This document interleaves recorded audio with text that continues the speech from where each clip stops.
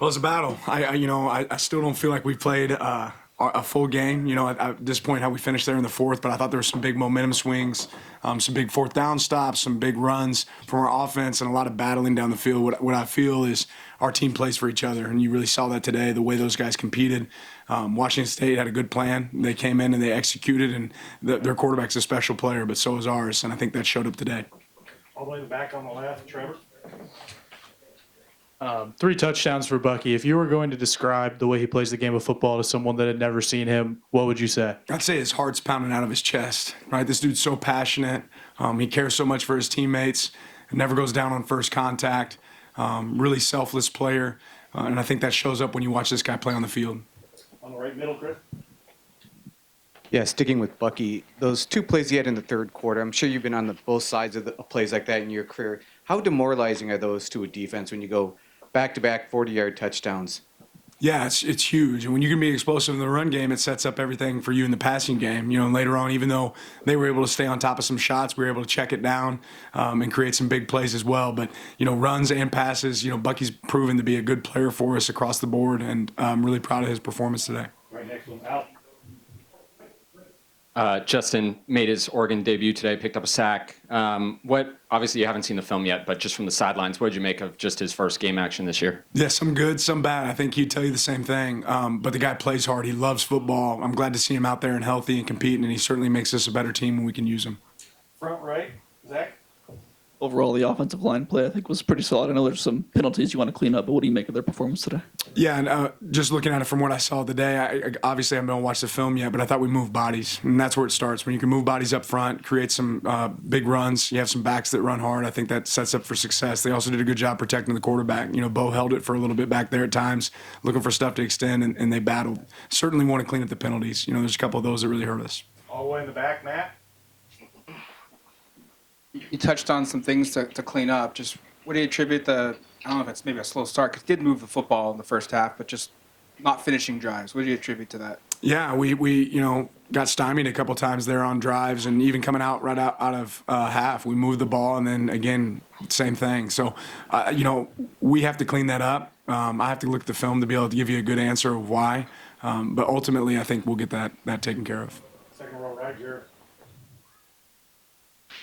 Yeah, Troy Coy's obviously got the start at corner, but was that a product of kind of what he did at Washington last week and what he did in practice this week, or is it more so just Jalil being a little dinged up?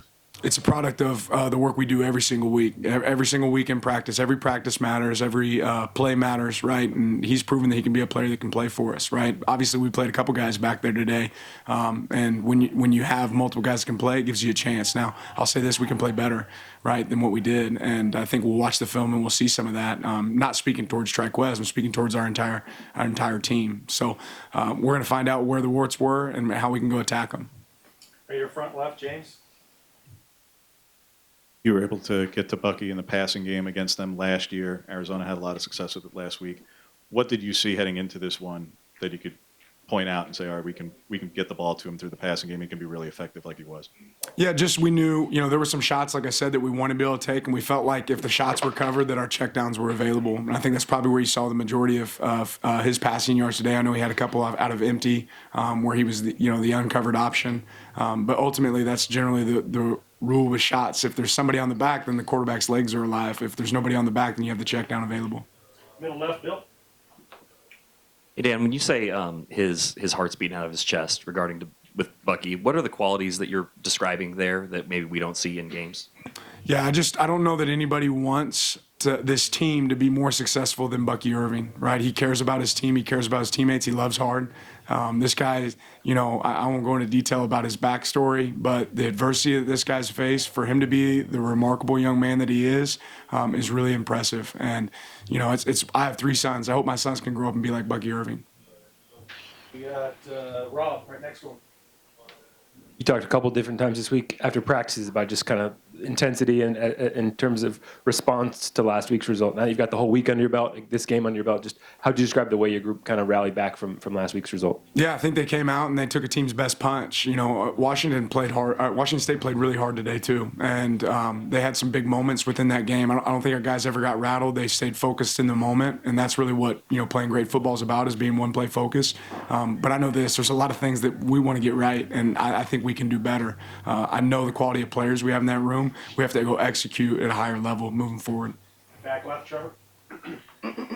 On that Bucky Irving receiving touchdown, Patrick Herbert blew up a guy. What was your reaction to that? Did you say anything to Pat after that play? No, I didn't, but I absolutely loved it, right? I mean, that's football, right? When you can just steamroll a dude, right, take their will and absolutely punch it in, and that's 11 guys playing for each other, right? Pat wasn't carrying the ball, right? But he was blocking for a guy that was, and that was really impressive play. Front right, Zach. No, it's hard to fully assess without watching the tape, but in general, what do you make of your defensive line ability to get pressure today when you're playing such a unique player in Cam Ward who's got an ability to escape sacks, would-be sacks? Yeah, I think our guys, at times the fatigue showed up, and that's where these strength in numbers really matter, right? Where we got to have guys out there. At times we executed really well. So there's some good, there's some bad. I think we can go evaluate ourselves too from a scheme standpoint of how do you handle a quarterback like that. He's a tough one to handle, and it's hard to have great answers if you want to play coverage, right? You're not going to be able to necessarily finish on the QB. If you want to pressure, well, now you're creating a lot of one-on-ones outside, and he's a guy that can take advantage of it. So we'll evaluate it, but I thought our guys played hard. I thought they understood the plan. We just got to evaluate if there's some other things we can do to execute better. Second row left here, Eric.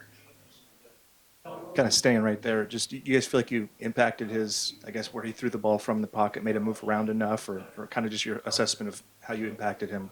Probably unfair for me to say without really watching it yet. At times we made an impact and at times we didn't. I don't know how many sacks or TFLs we necessarily ended up with, but I know that he had some successful plays that are going to eat at me a little bit that I want to make sure we attack. Middle right out. Yeah, you guys gave up, I think, 7 15-plus yard passing plays in the first half, and up until the last two drives, they didn't have any of them. What went out of halftime to limiting those chunk plays? Yeah, just, communicating what routes we were getting and how we wanted to match those in certain coverages. And again, when a quarterback extends plays, all those routes go to the side. It becomes scramble drill, and he's one of the best when it comes to scramble drill. You got to stay on your man, right? You got to continue. You got to trust the guys up front to get the rush.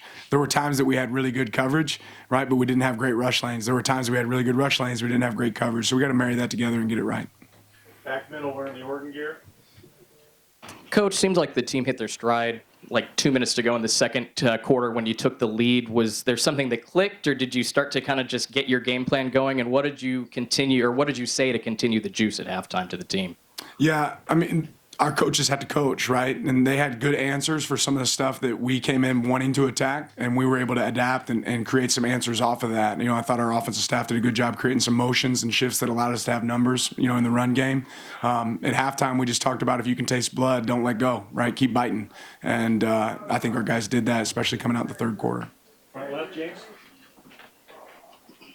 You've had to rely on a lot of freshmen off the edge, and in a game like today where a lot of them have sacks and TFLs, and Tatum comes up with a big PBU.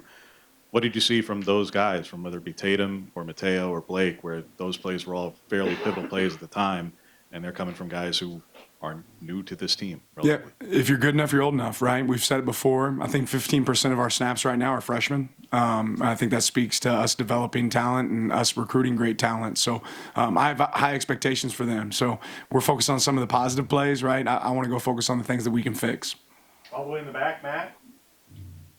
What do you think of Jordan James quietly behind Bucky? He had a pretty good day as well. And just what makes that tandem, I know with Noah back could be a trio, but just what makes that tandem just so good for you? Yeah, how they run. I think they take on the personality of their coach. Coach Lachlan he coaches those guys hard, and you get great results from that, right? And every single day, the standard is the standard, right? And you guys get to see it on Saturdays, but I get to see it on Monday, Tuesday, Wednesday, the way those guys practice, the way they run, the way they work, right? And it really carries over from that practice out to games.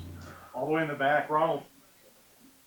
Seems like in the second half, you guys did a really good job of getting the ball to guys in space. How dangerous are guys like Tez and Bucky once they get that open field?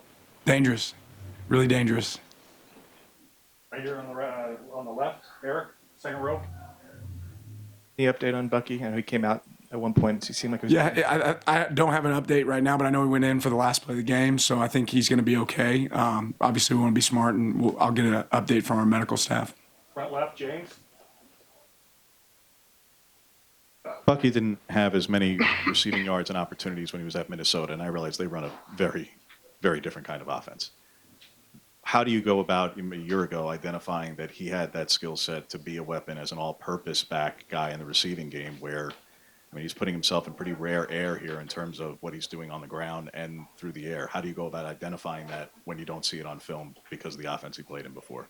Yeah, you just play catch. Once he gets to practice, you play catch. You're like, okay, that guy can catch it. Let's throw it to him. And that's, I mean, it's pretty simple from that standpoint. So that's all we have for you, Coach. All right, appreciate it. Have a good one.